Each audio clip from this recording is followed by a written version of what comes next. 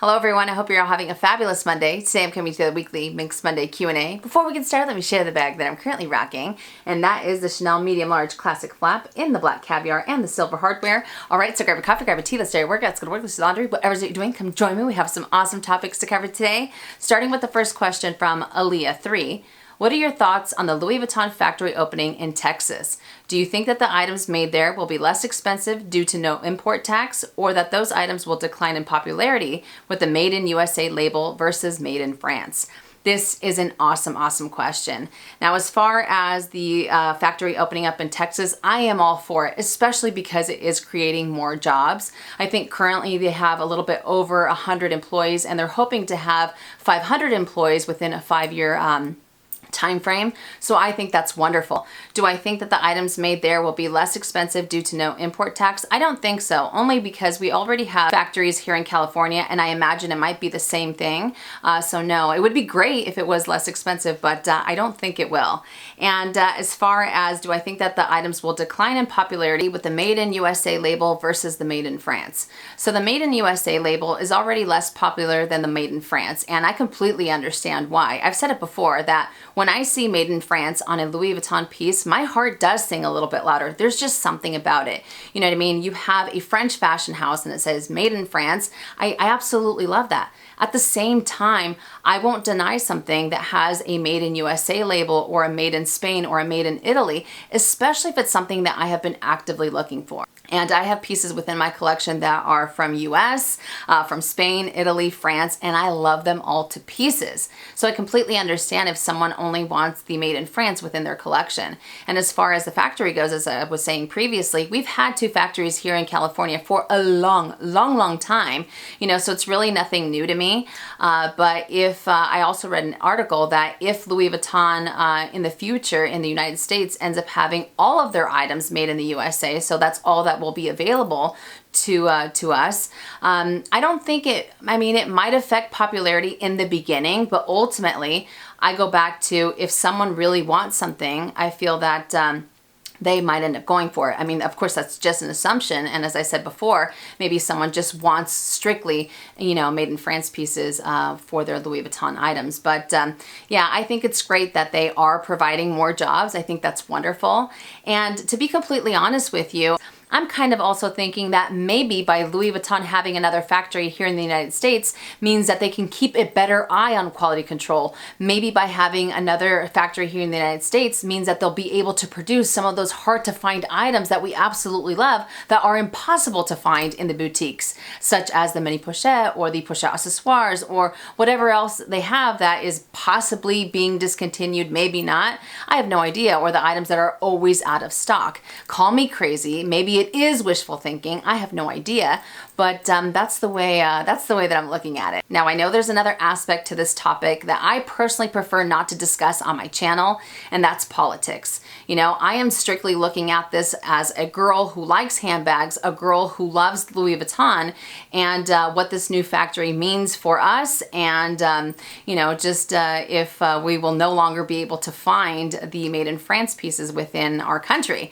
You know, if it's a thing of the past, because they are very far and few between whenever you go into the boutiques anyways, you know, but like I said, that's the way that I'm kind of tackling this.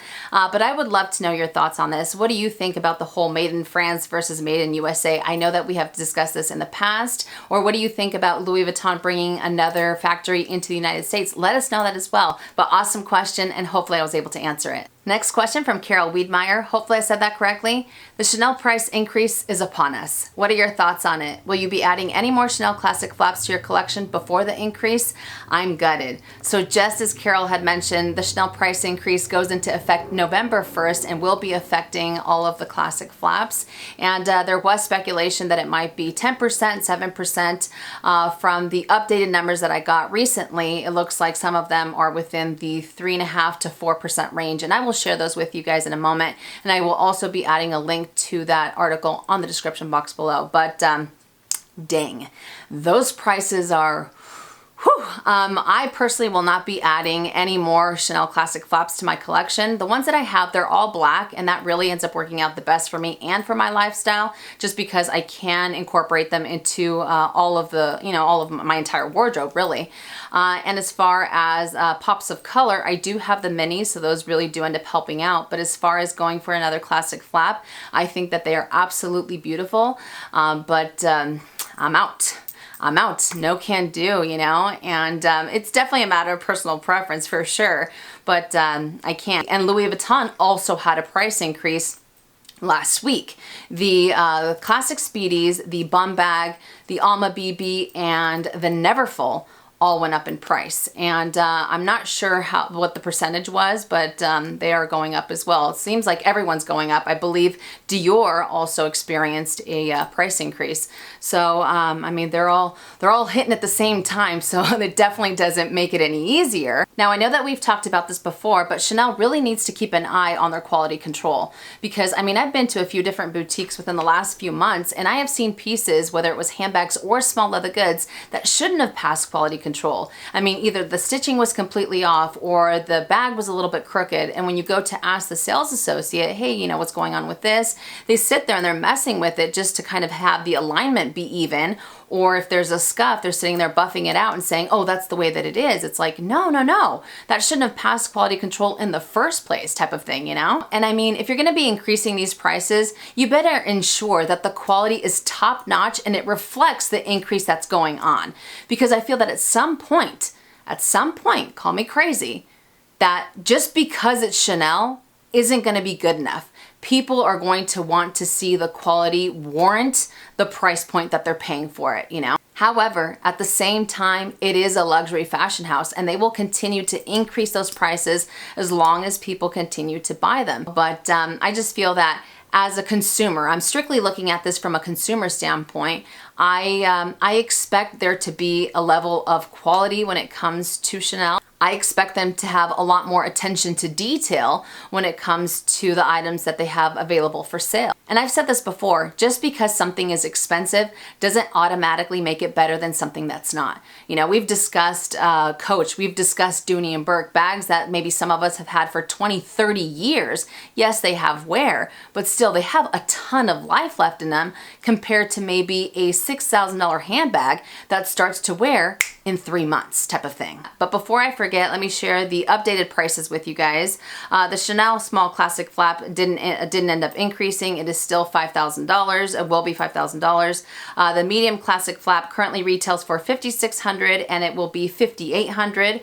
The jumbo is currently $6,200 and will be $6,400, and the maxi is currently $6,700, and that one will also stay the same. So the small and the maxi stay the same. The medium, large, and the jumbo are the ones that were affected or going to be affected by the price increase. But I gotta say, I still love Chanel, and I do appreciate a lot of their new designs. I think that they're absolutely beautiful, but as far as adding any more classic flaps to my collection, I'm out, and I'm heading towards the pre-love market if I was to go for another one, but I sincerely don't think that's going to happen. But I would love to know, what do you guys think about these increases? Whether it is the Chanel increase, the Louis Vuitton, or the Dior, let us know in the comment section down below. Are any of you guys gonna be getting a classic flap before the increase? Let us know that as well. But fabulous question, and hopefully I was able to answer it. Next question from Holo Adventures. How many times have you repaired the 6 key holder? I've had my key holder for 4 years, and it's been repaired, reglazed 3 times.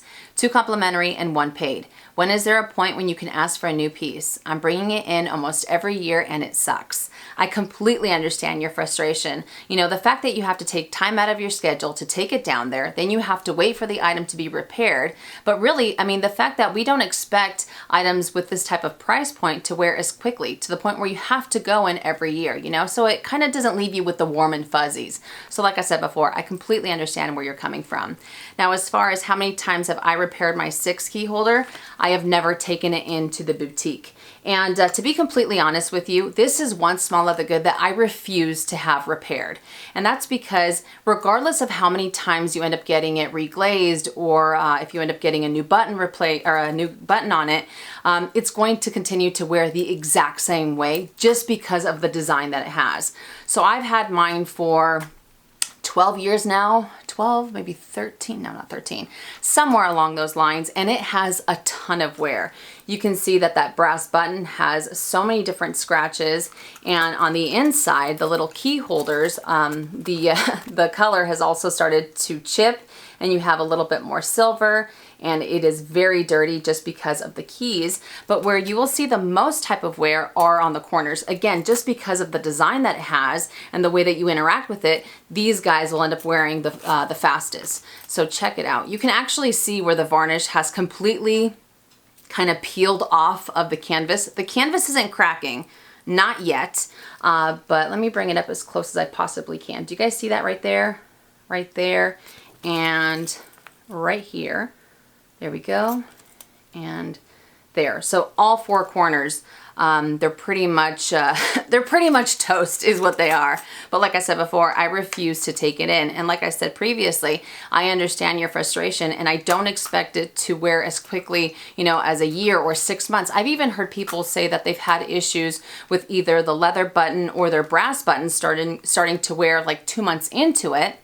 You know, but at the same time, like I said before, it is the design that it has that it is prone for that to happen. In my opinion, I feel that this item would benefit greatly if Louis Vuitton decided to implement the flexible canvas, because the flexible canvas, you have a lot more play, because even though this is a great key holder, and I do like the material, I think it's durable to a certain extent, it is a little bit more stiff. And with that same stiffness, you will start to see that wear and tear a lot faster than maybe a user-friendly type of material such as the flexible canvas, because that type of canvas kind of reminds me of the leather 6-ring key holders or the 4-ring key holders, because the leather starts to soften as time goes by and they're not as stiff, you know what I mean? So that way people don't have to worry about constantly having to go into the boutique to get their items repaired, because the corners end up wearing a lot faster than they should, you know. But those are just my 2 cents. I still absolutely love this item. As I said last week, it is still my ride or die, and I definitely feel that the pros outweigh the cons just because of those keys, and it lets,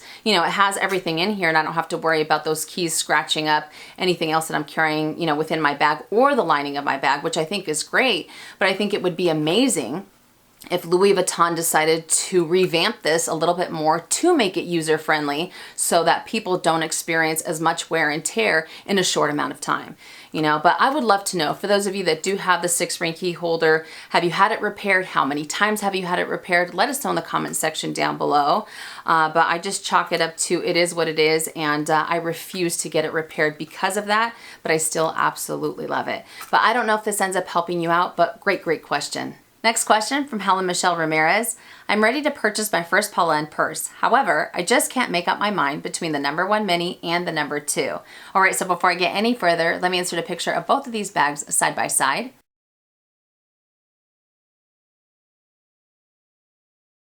The number 1 mini retails for $350 here in the States, and it's available in a variety of different colors. The number 2 retails for $350 here in the States as well, and it's also available in a variety of different colors. Now, I did bring out my number 1 mini just to give a little bit more eye candy. I absolutely love this bag. I have been using it like crazy this year, and I think that Polène has awesome craftsmanship. I've said this before, especially for the price point.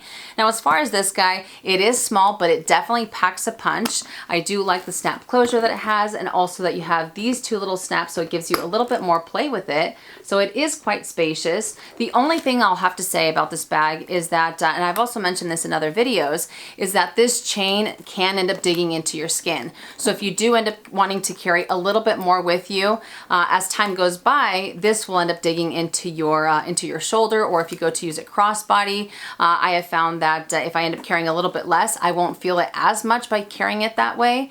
But for the most part, it is not the most comfortable type of strap, just because it is all metal. Now, as far as the number 2, I think that is a beautiful bag as well. I really like the silhouette that it has. It's very simple. It comes with an adjustable strap, an adjustable leather strap, which I think is awesome.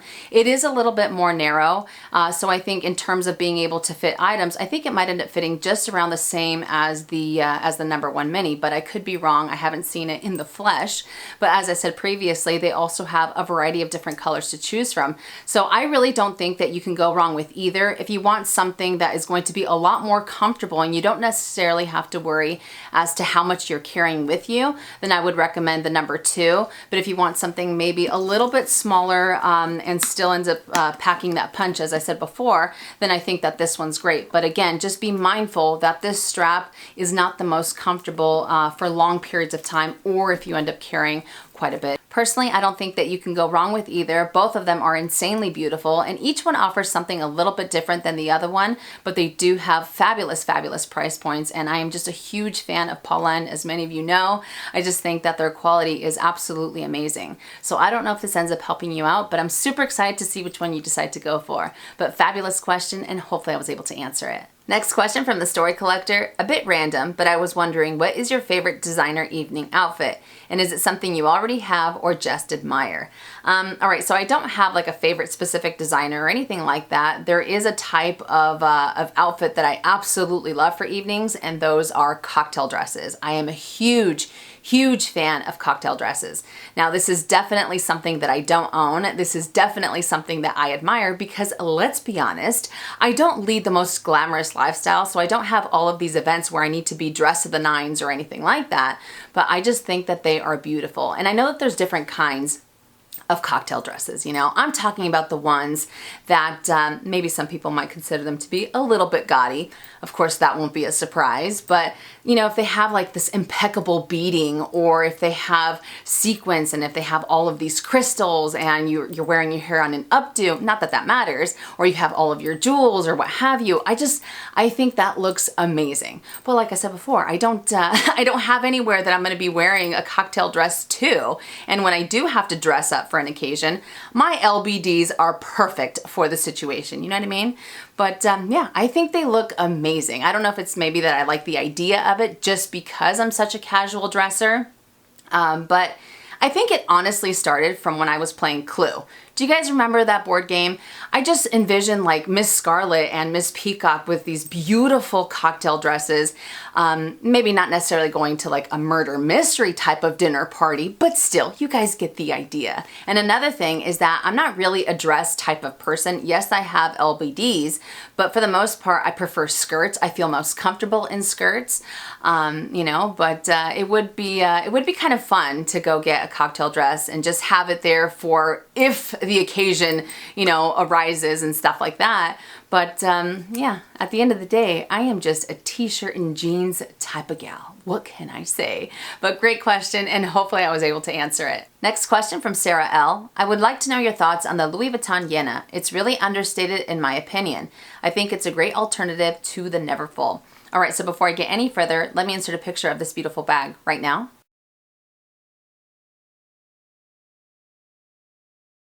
This bag is available in 2 different sizes. You can either go for the PM, which retails for $1,320 here in the States, or you can go for the MM, which retails for $1,490 here in the States. And it is available in 2 different prints. You can either go for the Damier Ben or for the Damier Azur. Now, I absolutely love this bag. I absolutely love it. It's like the Louis Vuitton Neverfull and the Louis Vuitton Cabas tote had a baby and they made this bag. It's very spacious. I love the fact that you have pockets on the interior. Because, I mean, with the Neverfull, it's an open space and you do have that zip pocket. I don't know about you guys, but I really don't end up using it. But this one, you have a total of 3 slip pockets, 2 on one side, 1 on the other. Like I said, it's very spacious. And the best thing of all is that it does have the zippered closure, which gives you a little bit more peace of mind. You know, so if you do like the Neverfull, but you're not too sure about how open it is and you don't necessarily want to cinch in the sides, I think that this is an awesome alternative. I definitely agree with you. And it also does have an exterior zip pocket as well. So that way, if you wanted easier access to your items, you have that as well. But yeah, big fan. And it also has the flat shoulder strap, so it makes it that much more comfortable. You don't have to worry that it's necessarily, you know, going to be rolling off of your shoulders. You don't have to worry that it's necessarily going to be digging into your skin either, you know, as opposed to maybe the thinner straps that some of the other bags have. But I am a huge fan, and I would love to know if any of you guys do have this bag. Let us know in the comments section down below. How do you find it? The more information that you can give us, the better, you know. But like I said before, if you are a big fan of the Neverfull, but there are some details that maybe don't end up working out for your lifestyle, but you really like the larger tote, I think that the Iena would be an awesome way to go. But great question, and hopefully I was able to answer it. And the last question from Frederica819, do you suggest a pre-loved Chanel or a new Gucci? Ooh, that is a tough one because, I mean, for the most part, I feel that Gucci has awesome price points on the majority of their leather goods, whether they're handbags or SLGs in comparison to other fashion houses. And as far as Chanel on the pre-loved market, some of those prices are starting to get a little bit crazy. I mean, the deals are still out there, but it definitely takes a little bit more digging.